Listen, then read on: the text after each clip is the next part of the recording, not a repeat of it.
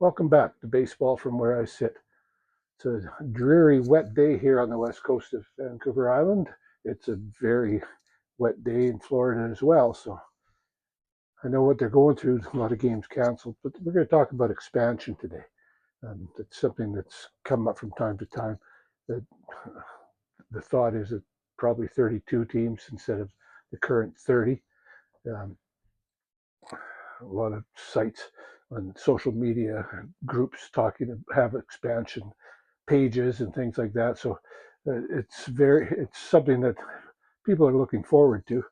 And a lot of people are saying it's going to be uh,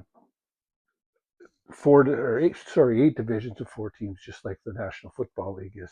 I don't know. I don't like that for baseball. Baseball's a long season. Playing having a race against four teams, it's not the same. Football's a little different.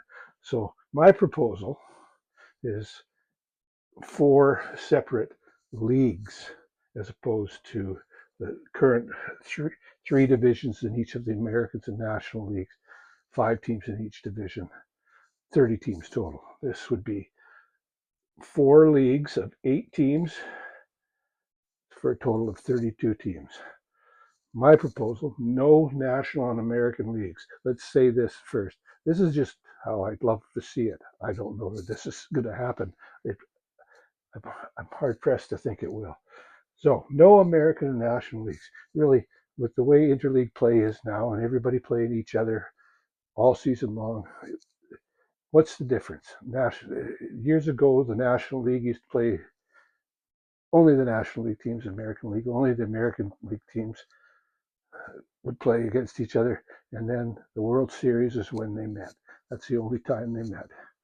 So again, no National American League teams, regional leagues. Let's just call it West, East, South, and Midwest. That's just to show the geography of it. And I think that's what I would like to see. Regions to cut down on travel, all that kind of stuff. So my first league, well, a little further, from 162 down to 154, and I'll explain that a bit later. Many years ago, a long time ago, in the early 60s, I think it was when it changed, when both the American League went to 10 teams, then they went to 162 games. Prior to that, it had been 154. So here's the leagues that I would propose. Group on the West Coast: Seattle Mariners, Los Angeles Angels, Los Angeles Dodgers, San Francisco Giants. I'm calling them the Sacramento Athletics for now because that's where they're going to play the next 3 years. I'm assuming they're going to Las Vegas. I wish they would go back to Oakland, but that's another story. San Diego Padres and the Arizona Diamondbacks and the Colorado Rockies. In the South, the Washington Nationals and the Baltimore Orioles, they are the furthest north, but they're the most southerly teams of these teams on the East Coast. So, along with the Miami Marlins, the Tampa Bay Rays, Texas Rangers, Houston Astros, Atlanta Braves, and my pick for expansion, the Nashville Stars. They've got a good, things are looking good for them, although they're not the only ones. There's other groups that have a leg up on some of the others as well. The Midwest, the Chicago White Sox, the Chicago Cubs, Minnesota Twins, the Milwaukee Brewers, Kansas City Royals, St. Louis Cardinals, Cleveland Indians, and the Cincinnati Reds. And in the north, basically it's the Northeast: New York Yankees, New York Mets, Philadelphia Phillies, Pittsburgh Pirates, Toronto Blue Jays, Montreal Expos. That's my other choice. That's why I'm wearing this. Don't know that that's going to happen. I hope it does. They do have a stadium they can play in, Olympic Stadium, albeit it's not much of a place to play baseball in. But it's something, let's say they get a franchise just like they did before when they played in Jerry Park before the Olympic Stadium was built. The Olympic Stadium could be used until a new field or a new stadium was built. And the Boston Red Sox and the Detroit Red Wings. My two main things that I like about this is there's less travel because they're going to play there. I'm advocating they don't intertwine games. They just play amongst themselves for that 154 games. And then once the season ends, then the top teams get together to get to the World Series. So travel and, for me, rivalries. And I'll show you what I mean by rivalries. In the West, the Dodgers and the Angels. Right now here, San Francisco and Sacramento. It was Sacramento and Oakland in the Bay Area series, and Sacramento's not that far away. It's the state capital, one of the bigger cities in Northern California, so it's a natural rivalry. Arizona and Colorado, this is a mountain time zone kind of um, rivalry. The only ones that really don't have a rivalry are San Diego and Seattle. But everything can't be perfect. But that's the only one. They're on the West Coast. There's nowhere else they could play.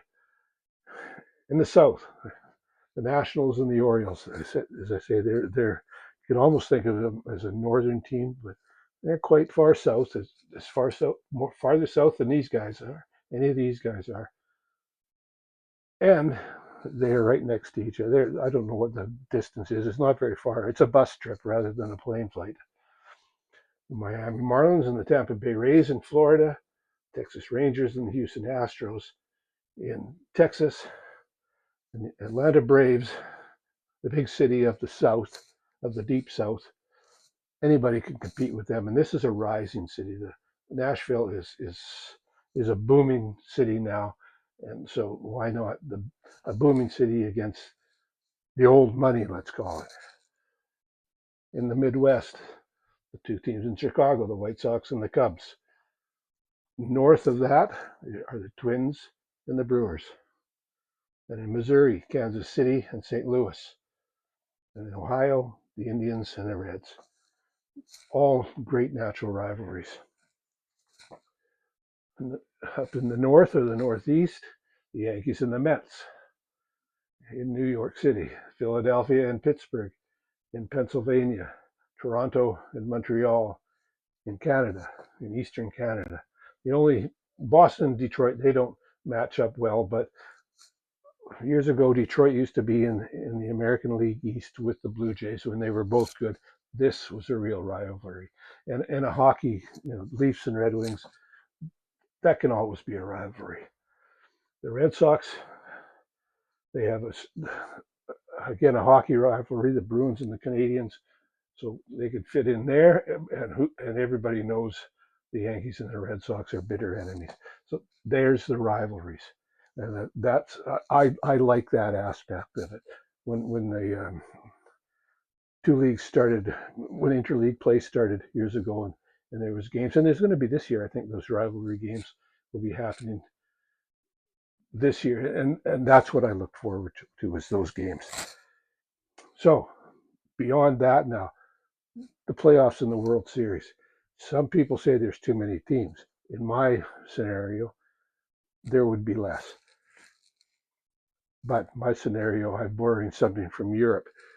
What I propose would be that the winners of each league and the runners-up would move on to the playoffs in the World Series. So you would have 8 teams total in the playoffs and the World Series. But my proposal wouldn't be a best of 5 or a best of 3 or a best of 7. Mine would be these 8 teams, 2 from here, 2 from each one, get together. Now that's not a league, but a playoff round. They'll play each team 4 times for a total of 28 games. 2 games at home, 2 games on the road against each team. And then at the end of that, the top 2 teams play in the World Series. The amount of games doesn't change much. 34 more games in this proposal as compared to what they play now. The playoffs right now, there's 53 games, and this is where the difference is. 119 games, but now you have another pennant race, and I like that. And so there's more games, probably more revenue for Major League Baseball. Um, so I think that's something that the owners would certainly like. In total, 100 more games, but of these games here, that's insignificant. There's games going to be going on every day, 4 games a day for this.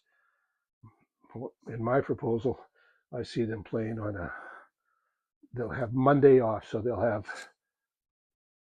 play 2 games in one city, 2 games in another, 2 games in another, Monday off, play 6 more days, and to get through that schedule in a few weeks. So the one thing that people might wonder about, well, isn't that going to take a lot longer? 112 games as compared to 46 in the playoffs. Well, not, it might, but when you move this back to 154 from 162, you'll see that it doesn't make much of a difference at all. Last season's playoffs began on October 1st. The last game of the World Series was played on October 30th. And it was a 5-game World Series. Now, had it gone to 7, it would have ended on November 2nd. But my proposal is that we'll play all these games again beginning on October 1st, because the season actually could start later, or you could back it up and make more room. But if it were to begin on October 1st, like it did last year, I'm using last year's dates, October 1st, this whole schedule, 28 games per team, 8 teams, and the World Series would end on November 11th. But, so that's 8 or 9 days later. But remember, you have 8 less games, so now that date will then move back, because this would start somewhat earlier. So it's going to finish around the same time. So yeah, and that's basically it. I love the idea of these regional leagues. I remember back in very very long time ago, the Pacific Coast League. The league is still there, but it's certainly not the Pacific Coast League anymore. But this is basically how it was, or very similar. These franchises here, in fact, the Padres and the Angels were in those nicknames were used in the league. The teams in the Midwest, Kansas City in those days before Philadelphia moved in there, Milwaukee, 2 teams in Minnesota and Minneapolis, St. Paul. They were in the American Association, an 8-team league. This was an 8-team league. The International League was the third AAA league there, and it had a lot of teams that are in the major leagues now: Toronto, Montreal, to name a couple. So it's, this was sort of there before in the minor leagues, and it was in the major leagues, 2 8-team leagues before expansion began. So I just think that this would be a great way to go. I think it would create rivalries, and it would and less travel. And my thought about less travel is the players are going to be healthier. They're going to be better games overall. It's not significant amount, but better in the long run. So that's it for that. That's my proposal. If you've got any thoughts on it, put that in the comments below. One last thing. I talked yesterday about the Four Nations Challenge. As the Cubs broadcasters were talking to Michael Bush, who was a hockey player, and he said he loved it, and because the challenge replaced or Four Nations Face-Off. Sorry, that replaced the All-Star Game. Well, if you're a hockey fan, which was better, Four Nations Challenge or the All-Star Games that we've become used to? Hands down, no question, the Four Nations Face-Off. So that made me think of something for you hockey fans out there. This is a guy you need to listen to on YouTube. His channel, The Hockey Guy. His name is Shannon Skeins. He lives in Abbotsford. He talks about the National Hockey League on a daily basis. His stuff is great. It renewed my interest in hockey. This is how he does things on this board, and that's why I'm doing it on this board. Did I steal it from him? Not really. I This is what I did as a kid in my bedroom and in my basement, using not a board like this, but a chalkboard, and I'd be doing what I'm doing right now. I'm not going to tell you how old I was the last time I did that. I'm embarrassed to say I was not young anymore.